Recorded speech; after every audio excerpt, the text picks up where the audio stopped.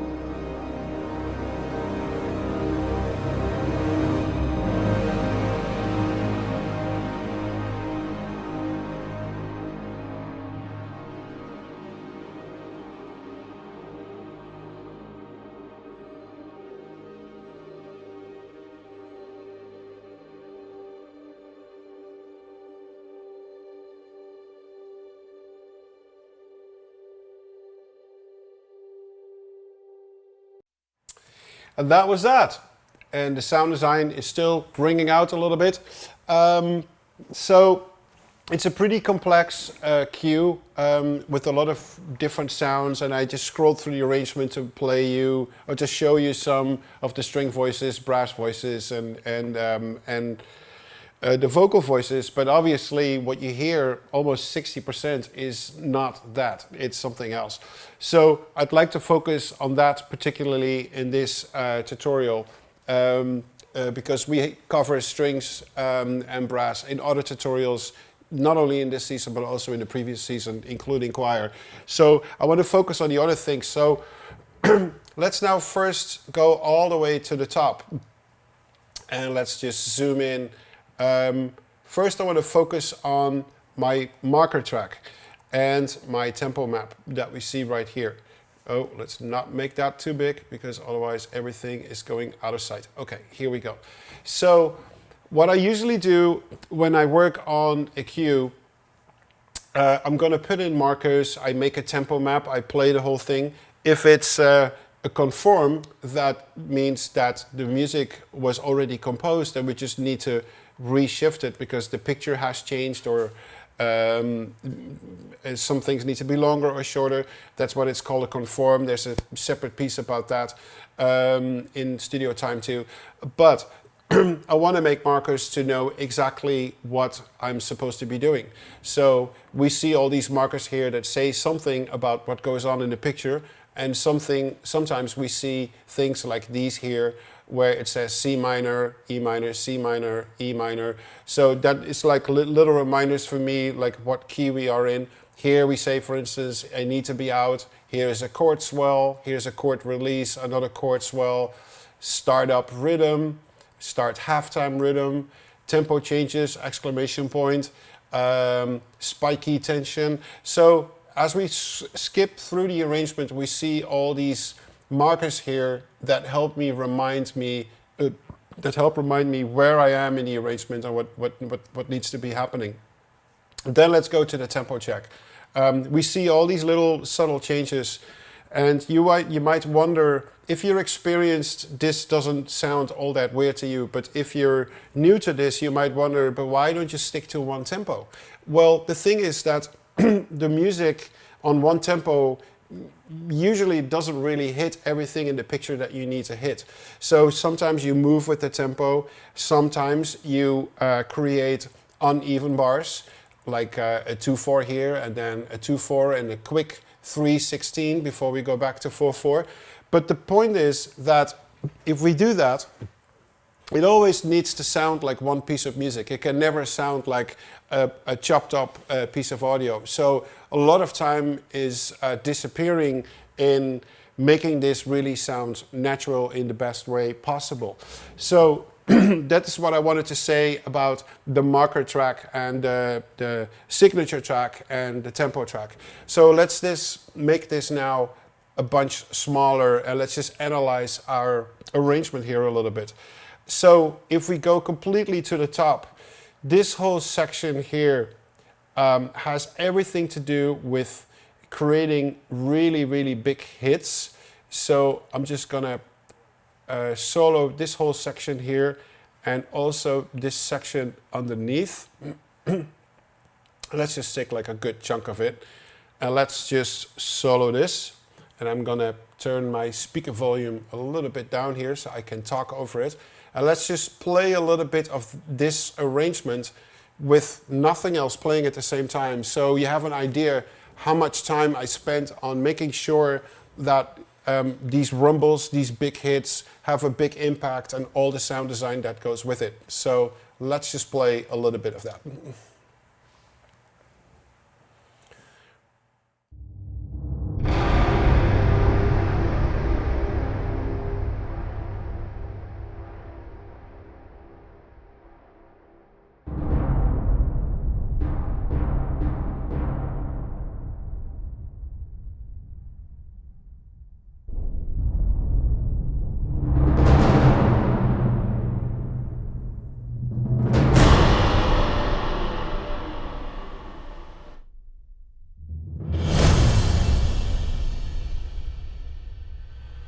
Let's skip to a different section.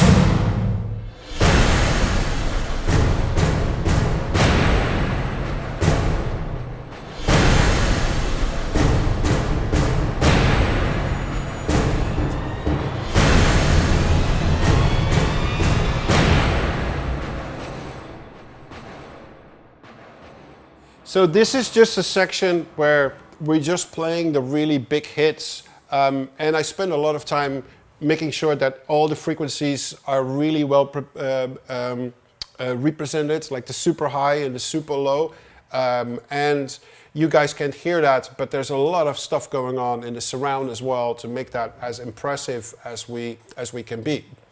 Now let's move on the section underneath here.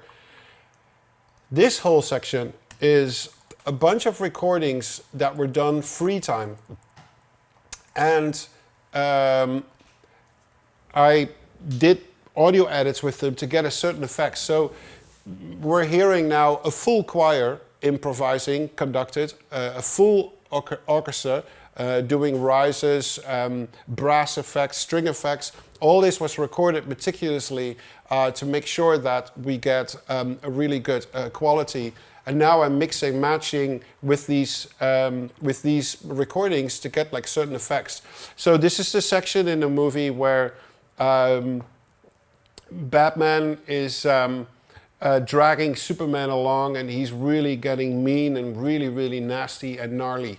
And we really wanted to underscore that, to underscore his paranoia mind. So let me play a little bit of how that all sounds together without anything else. So you're just listening to this solo.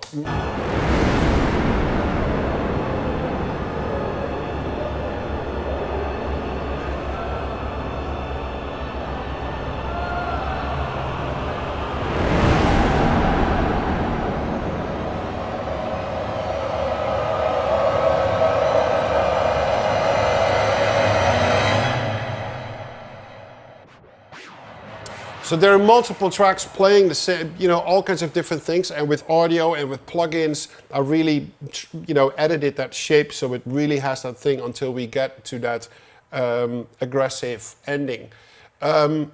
Let's now focus on a different group of instruments that we get to right underneath there, and that is going to be drums. So, and there's a lot of them. So let me just select them all. And let's just solo, and let's just see what happens. At a certain point in the movie, we have Superman really regaining strength and fighting Batman.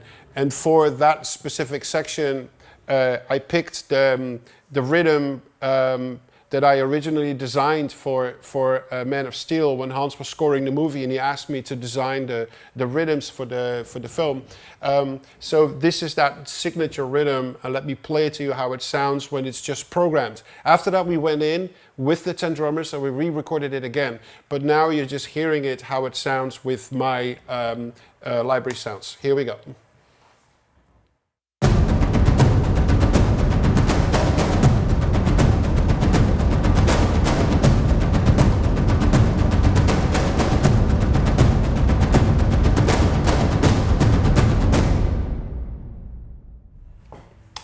Still sounds great.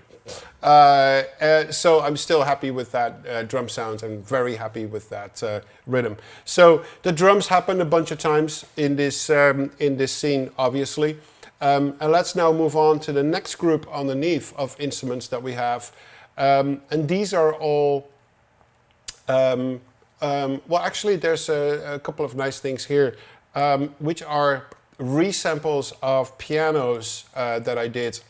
To make it like very trippy when when Superman gets kryptonite powder in his eyes, and for a second he's not knowing where he is and he's trying to find his bearing. And to underscore that, I did some really trippy piano stuff. So let's just play what that trippy piano stuff sounds like.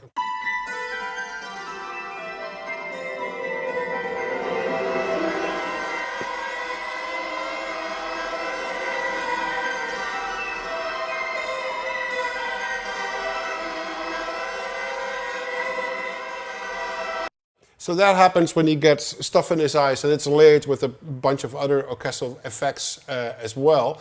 So now we get to the synth bass department. And let's just grab a bunch of basses here, and let's just see how that all sounds like.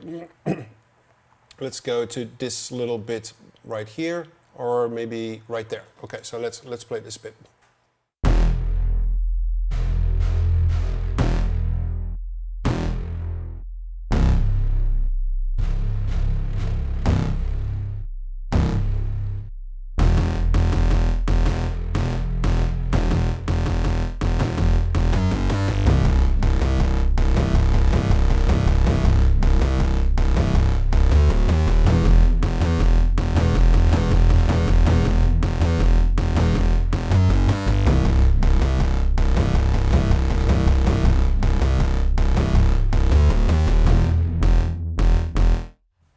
So that's that section. And what I wanted to point out is that, you know, there are other tutorials where I go in length about all the gear that I have here in the studio. And I use that a lot too, and we get to that section later. But here you see I did program a bunch of basses with plug-in synthesizers. And the ones that I'm using here are the following: Zebra, the Basil, I use an Omnisphere, the Moog synthesizer, and this thing is the Massive. So 5 different synthesizers that I use to create these bass sounds. Now let's move on some more to this, and now we get to the sound design department, where things get really freaky, really interesting. So let's play a sound here that I made with Make Noise. Make Noise is a company that makes amazing modular synths for the Eurorack standard, and I use them a lot to make really freaky loops. So let's play a couple of loops and a couple of drones and a couple of other sounds that I made with Make Noise on the Eurorack module.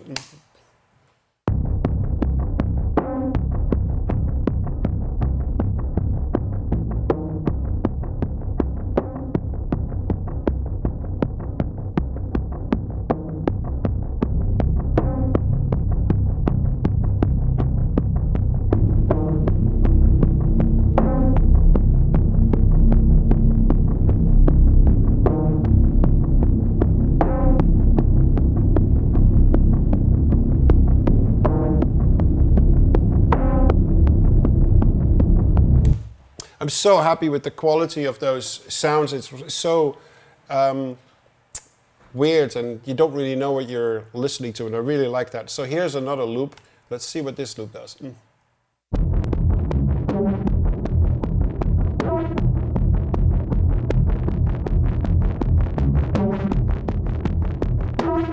Slightly different loop, and also transposed.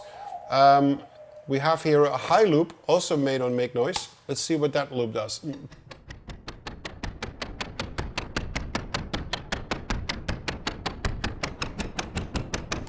That sounds more almost like a chopper sound. Then we have some sound design sounds here that come from the Eurorack modular. Let's see what that sounds like.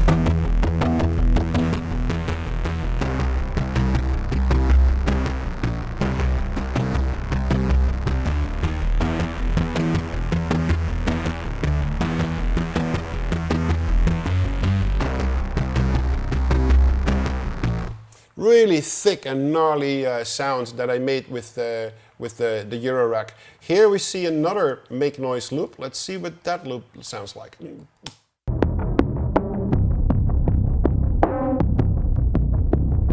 So that is a version what we've heard before. Now let's go to another Make Noise drone that I see here. Let's see what this thing sounds like.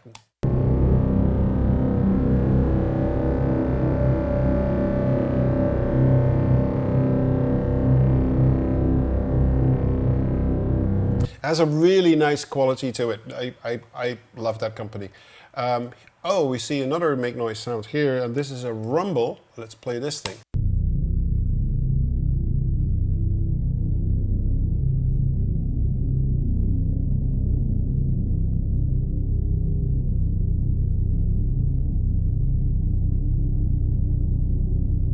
Okay, let's see what else we got in store. Here we go. Just gonna solo this, see what this is.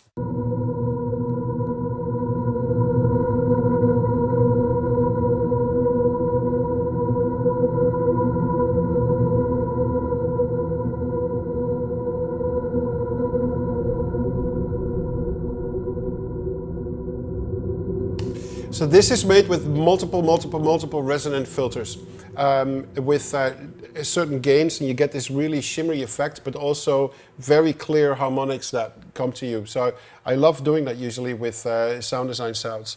Now we go to tracks that are part of my sound design in my template, and let's just see what that sounds like if we were, for instance, to select all these. Let's see. Let's go a little wider. Let's take all the sound design sounds that are part of my template, and let's just play those and see what some of these sounds are. So I soloed them, and we're now going to play them and see what they are.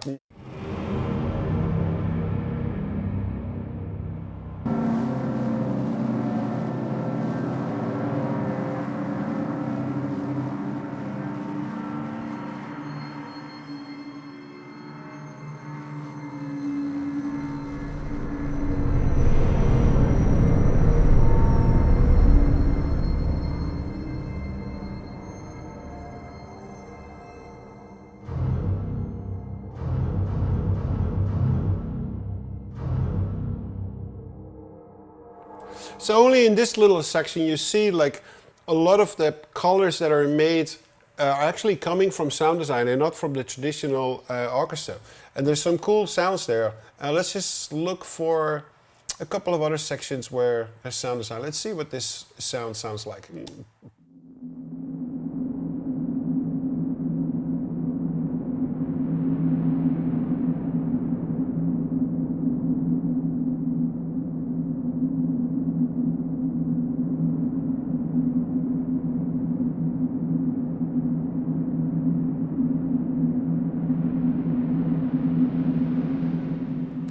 So this has a really nice choir quality to it, almost.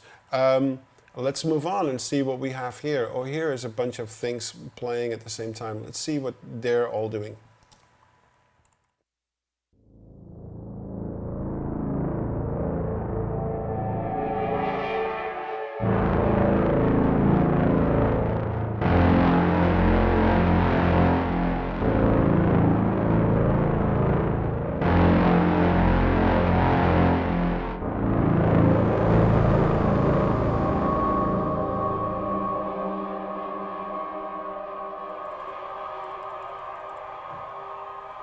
So a really nice combination of very gnarly dark sounds, but also some really nice ambient sounds. And let's see if there's something else that we want to highlight that might be interesting. Let's see what this is. Right here we see a couple of things happening.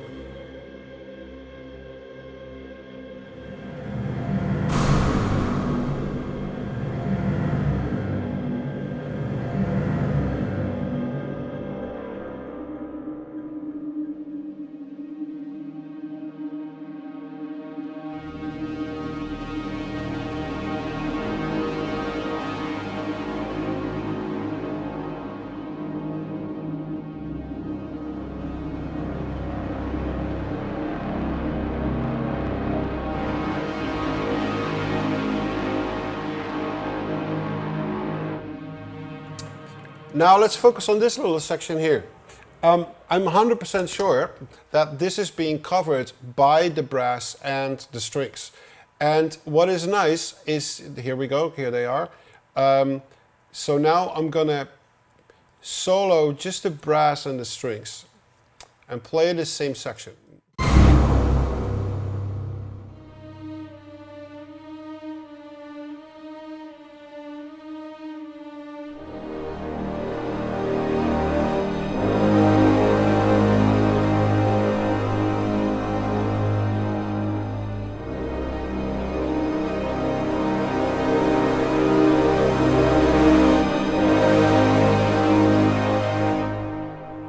So this sounds obviously this is programmed and we're in a demo stage, so it's not final, but this sounds very natural because we're just listening to brass and to strings.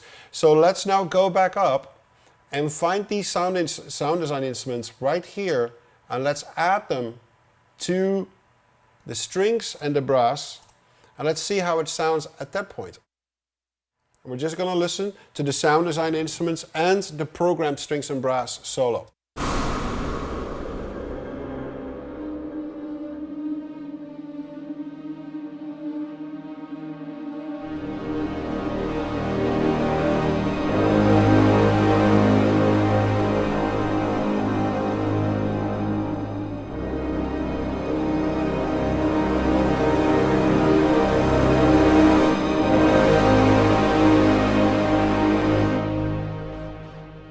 And again, one more time, just the sound design instruments.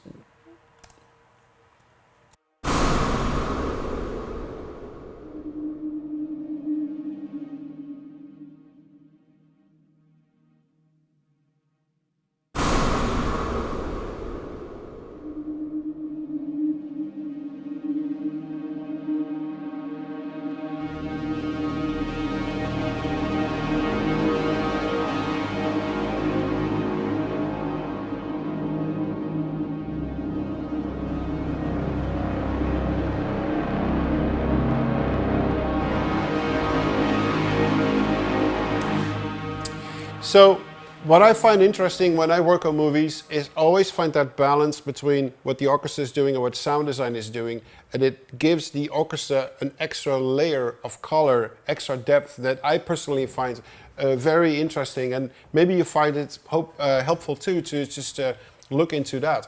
So now if we scroll down, we get to another group of samples, and these are samples from the Piano from Hell. And what is the Piano from Hell? The Piano from Hell is the piano that I made for 300 Rise of an Empire, also a movie with Zack Snyder. And I took the inside of the piano, the harp, and I took it out of the piano, put it in a new box. And now I put pickups, guitar pickups in front of it, and I play it with sticks and with mallets and with my fingers, and I record everything in with multiple pickups into my sequencer, and then I turned them into sampler instruments.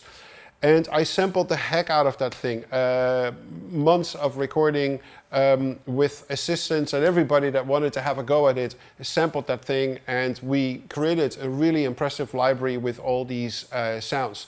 If you want to see the thing in action, just Google the making of 300 and you could actually see how that was being made. Let's just play a few sounds that I've used here from that Piano from Hell.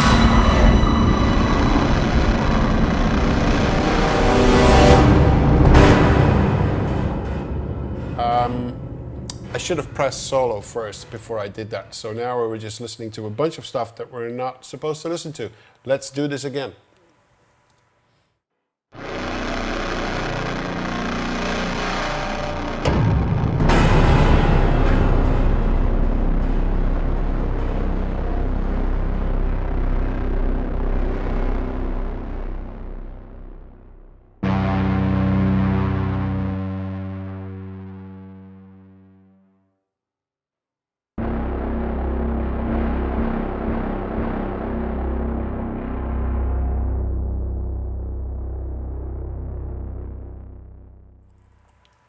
Just to give you an idea how gnarly that piano sounds when you play it with sticks and with hammers.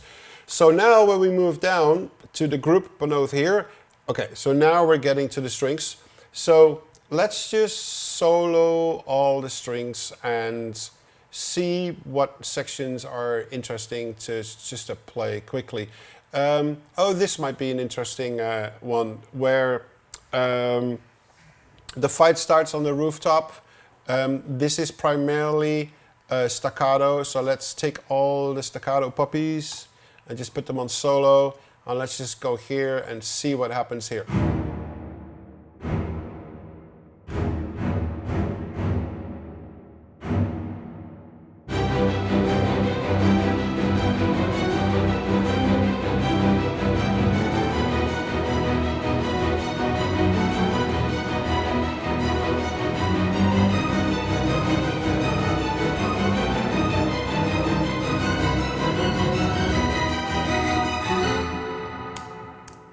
And you know what's so funny? And that's why I picked this version to play, because this is an older demo version of this cue.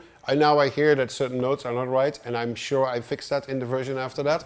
And also to get the production of the sampled strings better. But like I said before, I'd love to play you an older demo version of a cue so you have a better understanding the mistakes that I make myself, but also how it sounds and what the, where we are in the process. Let's go to a different section where it gets all legato, and let's focus on these strings. Oh, that was not what I meant to do. Let's just play this bit right here.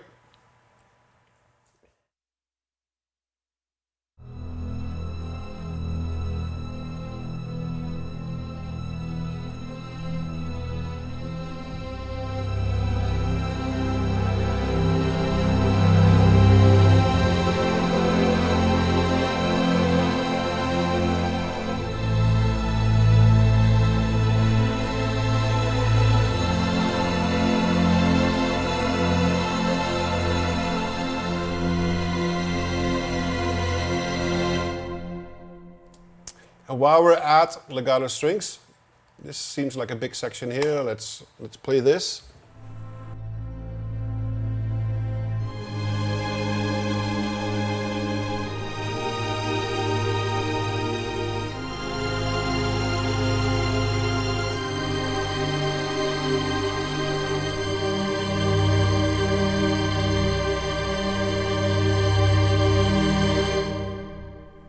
And again, I found another mistake.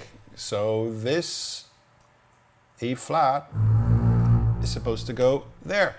And that's, again, that's why it's great to go over demos, because you see in the speed that you work, you make certain mistakes. And now that we're looking at it, with time to spend, you see all these things like immediately. Let's move on. This section is nice. This is, if I'm not mistaken, yes.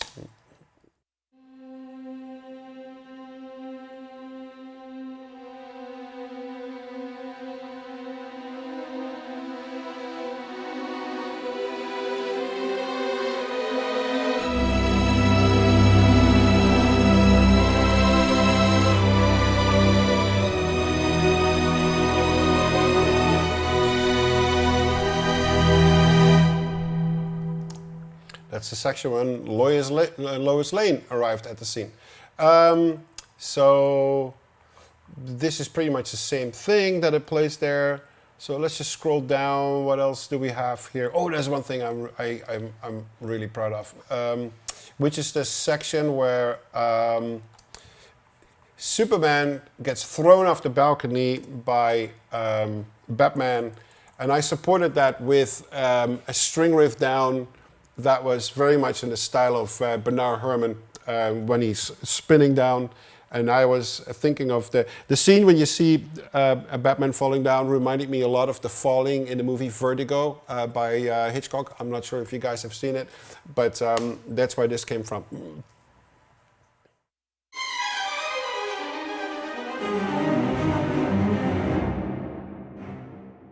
So when you program riffs like this with samples, it is always going to sound really terrible. But believe me, when it was played live, it sounded like a rush that started with the violins on the left and it ended all the way to the right with the basses and the cello. So it was a really nice effect. Okay, let's now move down, and then the thing that we have left is brass. And obviously the brass is very important in the Batman movies and in the Superman movies. So there's a lot of it. And we recorded a pretty big section of it, and we had a lot of horns, I think 12. We had 2 trumpets, we had cimbasso, we had bass trombones, contrabass trombones, we had tubas, we had trombones, obviously. So it was a fairly big section, and let's just highlight a few sections that are interesting to play because there's a lot of noise happening too in the score with just brass swells and just lower bits. But there are a couple of choral sections that I I think are really nice, and I would like to play them and see if we find some more mistakes while my computer is saving the revised version of this cue, but the movie's already out, so it's not going to help us. Let's see. I'm just going to embarrass myself that we found these mistakes. Let's see. Let's play this. Oh, this is interesting. I'll talk a little bit about this when we after we play it.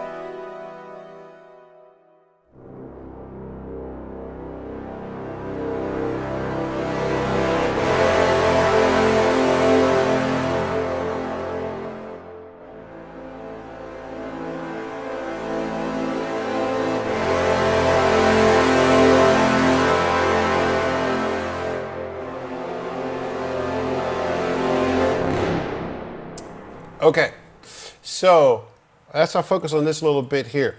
You see these notes here that are just programmed stagnant with like a half a note apart? The vrum, vrum, vrum, vrum, vrum. Obviously, the brass players didn't play those notes. It was, oh, my laces are undone. Now I can show you that I still remember how to do this. I learned this as a kid, but I'm still able to know how to do this. So, okay, so let's go back to the brass. The vrum. From.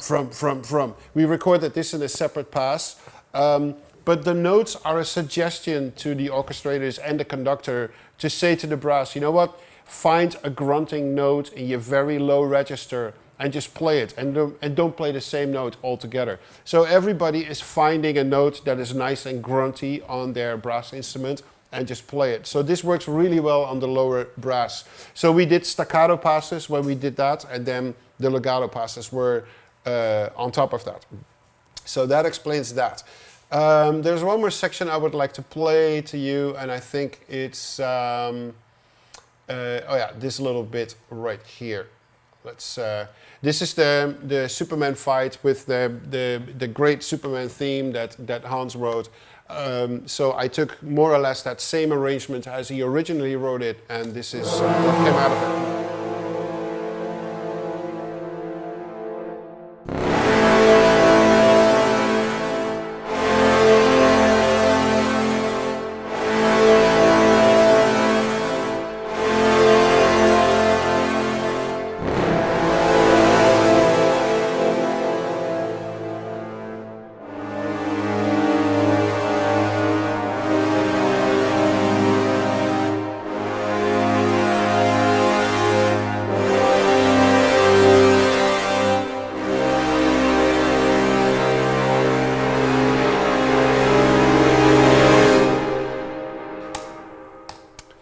And that was the brass. I would love to play some of the choir, but the choir library that we used then, I don't have anymore. So I can't play it. It won't work. So that's a pity. But I hope you liked this tutorial. I wanted to show you what a cue sounds like in a demo stage. I wanted to show you a little bit of the complexity of the arrangement. We started with the drums, what you can do with that, the big hits, then the drum rhythms, some trippy sound design on the piano, some sounds that I made with internal synthesizers. Then we went to sounds that I made with the modular synths, and in this case I used the Euro modular primarily to do that. And the next section was all the samples that we did that were made with the piano from hell. Then we went through the sound design instruments that are part of my template, and then we went through the strings, and then we went through the brass. So I really hope you liked this tutorial, and I'll see you the next time on Studio Time. Thank you very much.